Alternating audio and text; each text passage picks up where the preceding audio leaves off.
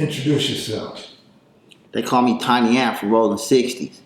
Better yet known as Tylo Tiny Amp from Rollin 60s, the Crenshaw district.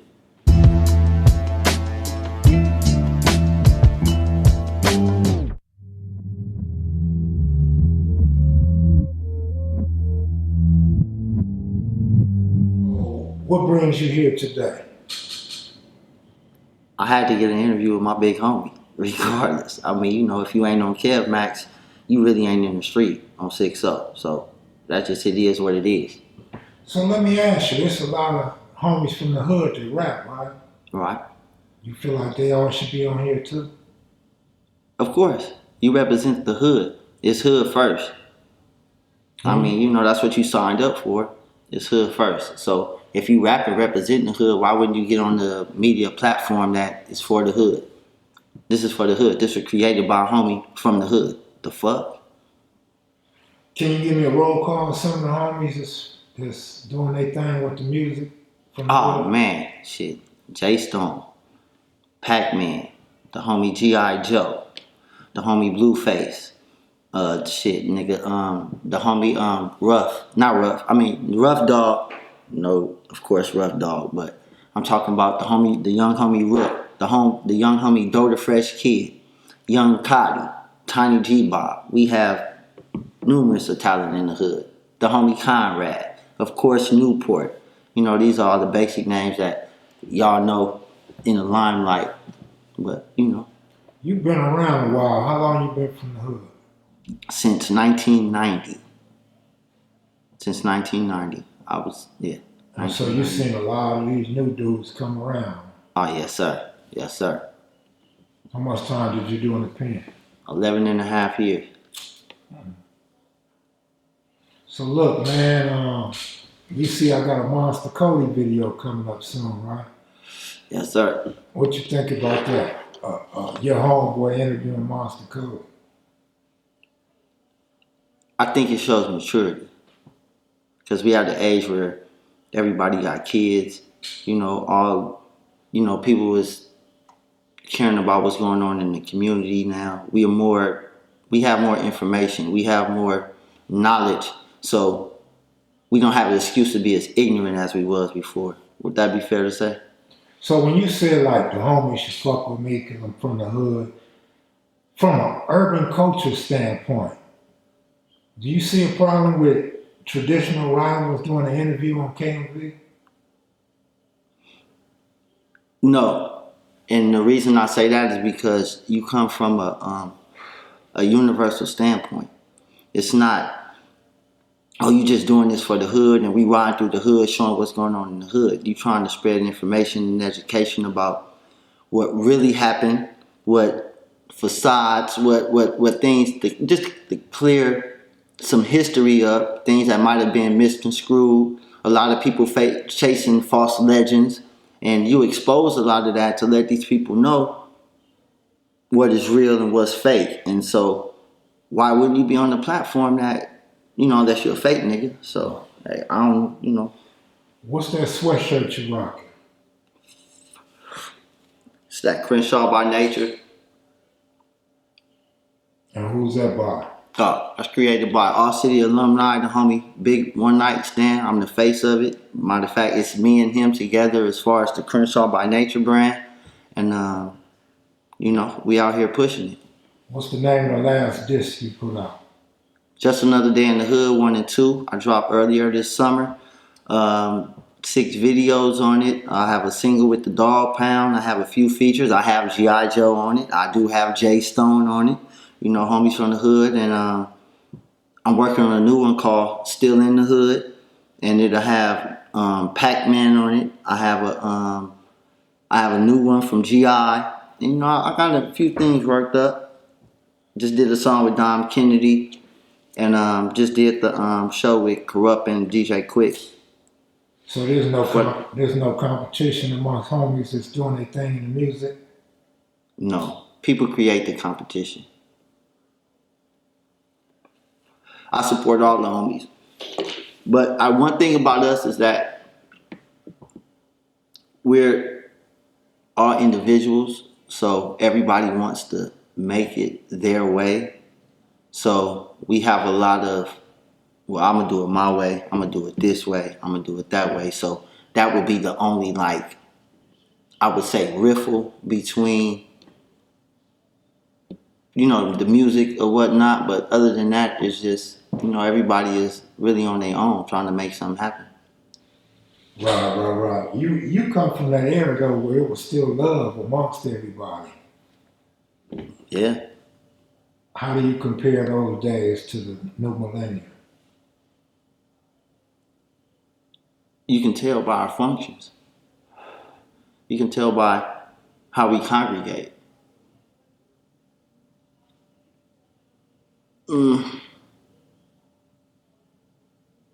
Say that again, because because that's a. I was saying we come from an era.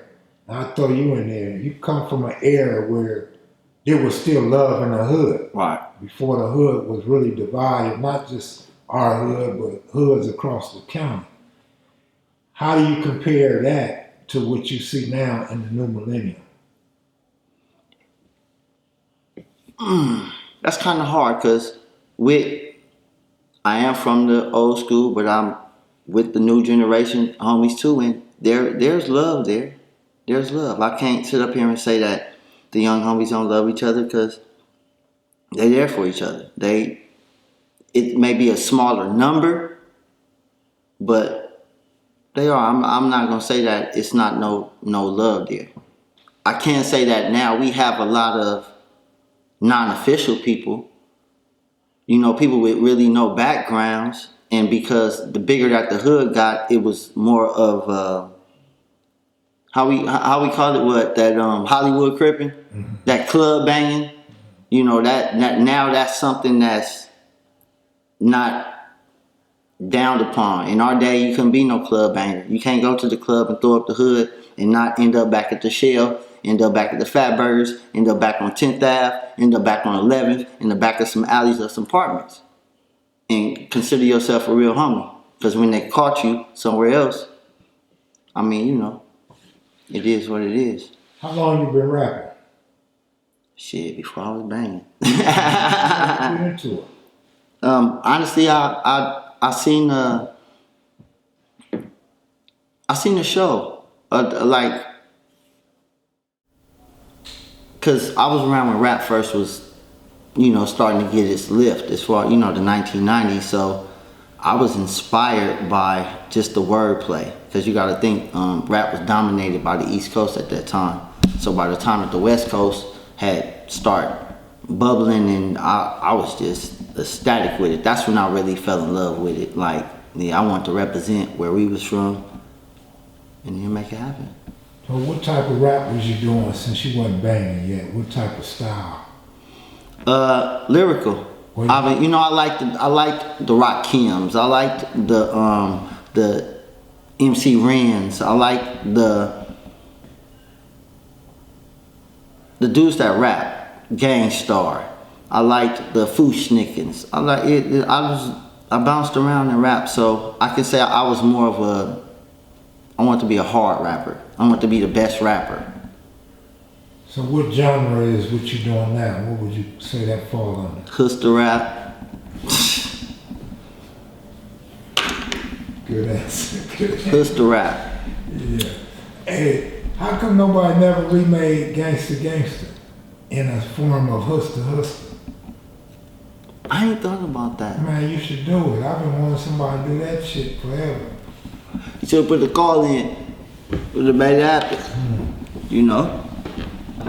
So what I really want to get out of you, like, see, I'm knowing you from the street, and I know you go way back for your age, and I'm really just wondering, like, how do you balance rapping with gangbanging? Like, how can you really be out in the streets and then find time to rap and go in the studio and shit like that? You can't. And I'm a keep it 100 with you. You can't. You're gonna have to choose.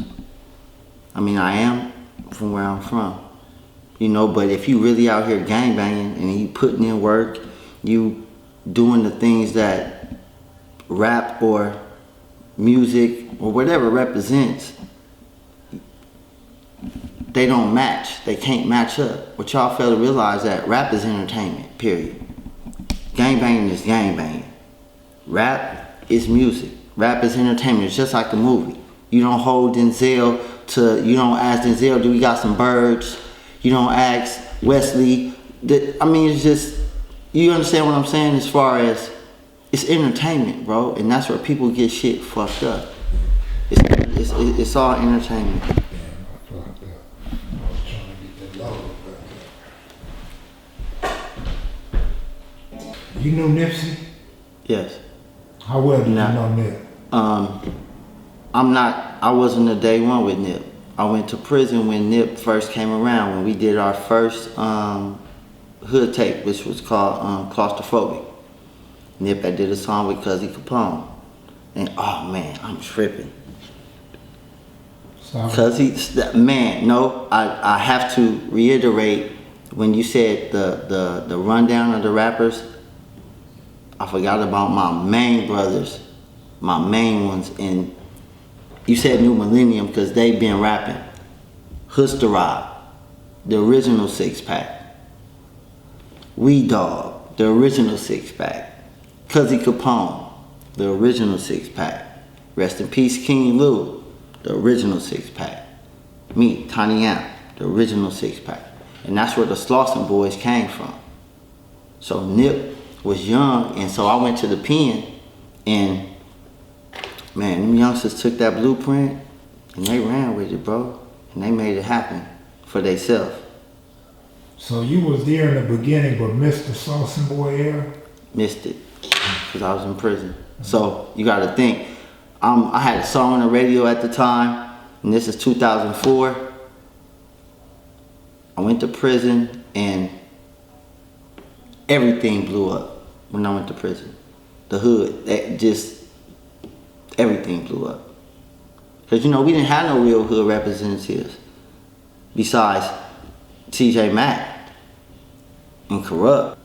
But as far as being born, raised, hustled, been on the block, CJ Mac.